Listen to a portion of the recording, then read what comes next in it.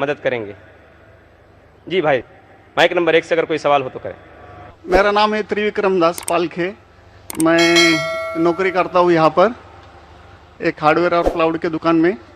मैं आपका बहुत बार प्रवचन टीवी पे देख चुका हूँ, बहुत आनंद भी आता है। अक्सर आप का जो प्रवचन रहता है, जो हिंदू का जो आता है, आप वेदों से देते हैं, आप यानी जो भी वेदों से कंपेरिजन करते हैं। लेकिन हमारा जो वेद है वो अक्सर जो है वो स्वर्ग यानी जन्नत तक ज़्यादा करके ये करते हैं। लेकिन उसके आगे अगर हिंदू में अगर हम लोग जाएंगे, अगर सही में हिंदू भी नहीं बोलते, हम सनातन धर्म कहते हैं। जैसे आपने अभी व्याख्या किया था, नदी के पार के हिंदू उसको कहा जाता है। तो हम तो सनातन धर्म से है। तो सनातन धर्म में हमारा जो आता है जो भगवत गीता, जैसे आपके अंदर जो ये है, जैसा बाइबल का आपने, इस्लाम का ये है, कुरान है, तो इसी तरह हमारा भगवत गीता है। और जो भगवान के बारे में जानना है यानी अल्लाह के बारे में जानना है तो अगर हमारा है तो भागवतम है। तो भागवतम से हम लोग हमारा चलता है सब कुछ। अगर ये है वेद तो हमको स्वर्ग तक जाने के लिए है। लेकिन हमारा जो भागवतम है वो अल्लाह तक जाने के पहुँच तक है, यानी अल्लाह को हम सामने सामने देख के उनकी सेवा करने के लिए है। तो जो अभी आपने जो भी बोले थे, जो जवाब दिया था, अभी कर रहे थे औरतों के बारे में, माताजी लोगों के बारे में, तो हमारे भगवत गीता में भी लिखा है कि औरत को भगाता है तो उसको मार दीजिए। ऐसा नहीं है कि आपके इसमें सब में एक ही जैसा है। और आपका प्रवचन मुझे बहुत बहुत अच्छा लगा कि आपने जो कहा, जो लिखा गया किताब है वो किताब के मुताबिक चले तो बहुत आदमी सुखी रहता है। बाकी तो मैं और कुछ सवाल तो कुछ पर्सनल पूछना चाहता हूँ, बाद में मैं आपको मिलके सब पूछूंगा, सबके सामने नहीं पूछ सकता। लेकिन आपका प्रवचन सुन के मुझे बहुत आनंद आया। हमारे हिंदू भाई ने कहा है कि वो काफ़ी मेरे तकरीर देखते हैं टीवी पे और प्रसन्न होते हैं, खुसूसन जब मैं हिंदू धर्म के बारे में कहता हूँ। और वो कहते हैं कि वो सनातन धर्म को मानते हैं। और सनातन धर्म में भी आपको शायद ये पता होगा कि सबसे अव्वल किताब भगवत गीता नहीं है, वेद है। भगवत गीता सनातन धर्म अगर आप पढ़ेंगे, आर्य समाज, आप आर्य समझिए,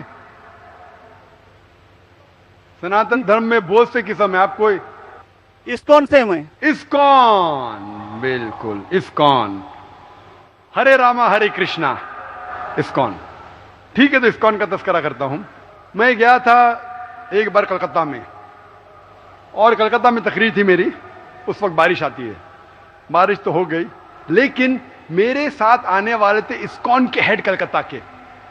हम लोग दोनों जाते एक वैन में, वैनिटी वैन, मतलब जो बड़े मैदान में, यहाँ तो माशाल्लाह मैदान के बाजू में काफ़ी बिल्डिंग है, तो बड़े मैदान में प्रोग्राम होता है तो कोई ग्रीन रूम नहीं होता है, तो क्या करते हैं, वैन लेके आते, बस इसमें मेकअप रूम या आराम करने के लिए कंडीशन होता है।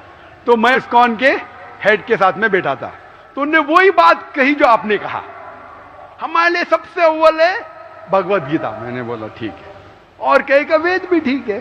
तो मैंने पूछा, ये भगवत गीता हिंदू धर्म में दो किस्म की किताब है, एक है श्रुति, एक है स्मृति। श्रुति मतलब जो भगवान की भेजी हुई किताब, वेद और उपनिषद। उसने कहा बिल्कुल सही। स्मृति किसे कहते, तो उसने कहने लगा स्मृति कहते वो जो आदमी की लिखी हुई किताब है, मिसाल के तौर पे मनुस्मृति। तो मैंने पूछा ये रामायण और महाभारत क्या है, तो उसने कहा यह है स्मृति। बेशक बिल्कुल सही जवाब था, मैं भी तालिब इल्म हूं। तो मैंने पूछा, बिल्कुल सही कहते, ऊपर आती है श्रुति, वेदा और उपनिषद। स्मृति मतलब दूसरी किताबें, मनुस्मृति, इतिहास। मैंने पूछा ये महाभारत क्या इतिहास है, तो मैंने उससे पूछा गुरुजी ये बात मेरे इल्म के हिसाब से भगवत गीता एक हिस्सा है महाभारत का, 18 चैप्टर का, सही है? अरे बिल्कुल सही है, आप बहुत इल्म रखते। मेरा बेशक।